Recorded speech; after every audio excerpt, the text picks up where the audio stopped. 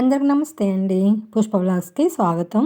ఈరోజు మన వీడియోలో ఓవెన్ లేకుండా, గుడ్డు లేకుండా రవ్వ చాక్లెట్ కేక్ ఎలా చేయాలో చూపించబోతున్నాను. మన ఇంట్లో ఒక కప్పు రవ్వ ఉంటే చాలండి. చాలా రుచికరమైన కేక్‌ను మనం ఇంట్లోనే తయారు చేసుకోవచ్చు. చాలా ఈజీగా కూడా. మరి ఎలా చేయాలో చూసేద్దామా? ఓకే అండి, వీడియోలోకి వెళ్ళిపోదాం. ముందుగా మనము బౌల్ రెడీ పెట్టుకుందామండి. ఇలాంటి బౌల్ అయినా సరే, లేదంటే ఇంట్లో కేక్ బౌల్ ఉన్నా సరే. ఒక 3-4 డ్రాప్స్ ఆయిల్ వేసుకొని కంప్లీట్‌గా మనం బౌల్ అంతా అప్లై చేసుకోవాలి.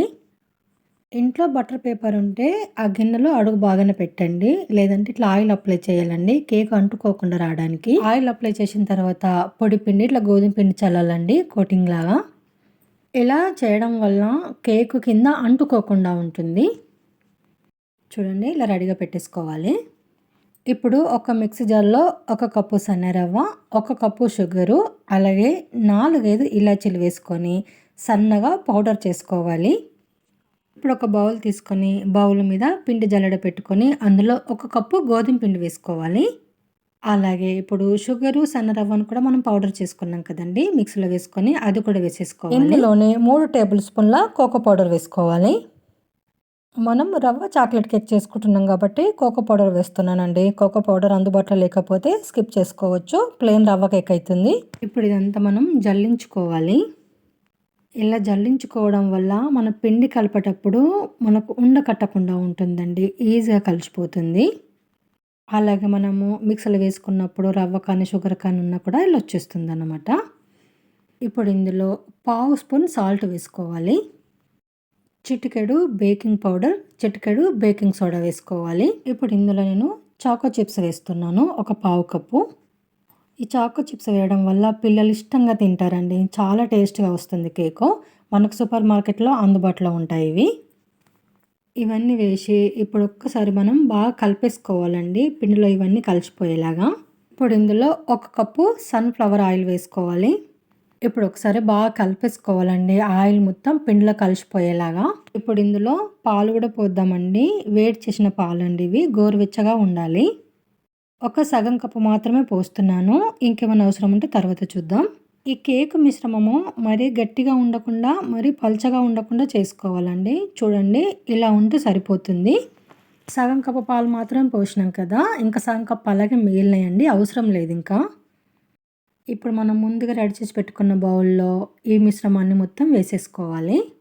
క్రిస్మస్ పండుగ వస్తుంది కదండి, క్రిస్మస్ పండుగకి మనం ఇంట్లోనే ఇలా ఈజీగా ప్రిపేర్ చేసుకోవచ్చు అండి కేకు. అలాగే న్యూ ఇయర్కి కూడా మనం ఇంట్లోనే ప్రిపేర్ చేసుకోవచ్చు మనకు నచ్చినట్టు.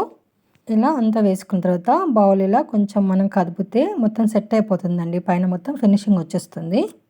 పైన ఇంకా కొన్ని చాకో చిప్స్ వేసుకుందాం. చాకో చిప్స్ ఇంట్లో అందుబాటులో లేకపోతే డ్రై ఫ్రూట్స్ వేసుకోండి, సన్నగా కట్ చేసుకొని. కాజు, బాదం, పిస్తా లాంటివి పిల్లలు ఇష్టంగా తింటారండి. అందుకే కొన్ని చాకో చిప్స్ ఎక్కువగా వేస్తున్నాను నేను. ఇప్పుడు అడుగు భాగం మందంగా ఉండే కుక్కర్ గిన్నె తీసుకుంటున్నాను. చిన్న బౌల్లో కేక్ చేసుకుంటే మనము కింద స్టాండ్ పెట్టేసుకొని మనం కేక్ బౌల్ పెట్టుకోవాలండి. డైరెక్ట్ కేక్ బౌల్ ఎప్పుడు కూడా పెట్టకూడదు. ఇప్పుడు ఇంట్లో అన్నం చేసే గిన్నెలోనే చేస్తానండి కేకు, కాబట్టి నేను అందులోనే చేస్తున్నాను. నాకు ఇది కంఫర్ట్గా ఉంటుంది. నాకు కింద స్టాండ్ లేకపోయినా అలా పట్టేసుకుంటుంది. ఇప్పుడు దానిపైన మూత పెట్టేసి స్టవ్ మీద పెట్టుకొని 45 మినిట్స్ మనం బేక్ చేసుకోవాలండి. 30 మినిట్స్ హై ఫ్లేమ్లో పెట్టుకోవాలి, 15 మినిట్స్ లో ఫ్లేమ్లో పెట్టుకోవాలి. కరెక్ట్గా కుదురుతుందండి. ఇంకా 45 మినిట్స్లో మన కేక్ రెడీ అయిపోతుంది. చూడండి ఎంత బాగా బేక్ అయిందో. ఏమైనా డౌట్ ఉంటే ఒక నైఫ్ పెట్టి చూడండి. నైఫ్కి మనకు పిండి అంటుకోకపోతే మన కేక్ రెడీ అయిపోయినట్టే. కానీ ఖచ్చితంగా 45 మినిట్స్లో బేక్ అవుతుంది. ఇప్పుడు ఒక వేరే ప్లేట్లోకి తీసేసుకుందామండి. కేక్ కంప్లీట్గా చల్లారిన తర్వాతనే ప్లేట్లోకి తీసుకోండి. ప్లేట్లోకి తీసుకునే ముందు నైఫ్తో ఒక్కసారి ఇలా అనుకొని మనం ప్లేట్లోకి తీసేసుకుంటే ఈజీగా వచ్చేస్తుంది. ఈ కొలతలతో కనుక కేక్ చేస్తే పర్ఫెక్ట్గా కుదురుతుందండి. చాలా టేస్ట్గా ఉంటుంది. తప్పకుండా ఏ క్రిస్మస్కి, న్యూ ఇయర్కి ట్రై చేయండి. ఎలా కుదిరిందో కూడా కామెంట్ చేయడం మర్చిపోవద్దండి. ఇదండి ఈరోజు మన వీడియో అయితే మీకు నచ్చిందని అనుకుంటున్నాను. నచ్చితే మాత్రం లైక్ చేయండి, షేర్ చేయండి, మన ఛానల్ సబ్స్క్రైబ్ చేసుకోండి. ప్లీజ్ అండి, సపోర్ట్ చేయండి. అలాగే ఇలాంటి మంచి మంచి వీడియోల కోసం, విలేజ్ వంటల కోసం, ఈజీ అండ్ సింపుల్ రెసిపీస్ కోసం మన ఛానల్ ఫాలో అవ్వండి. Thank for watching.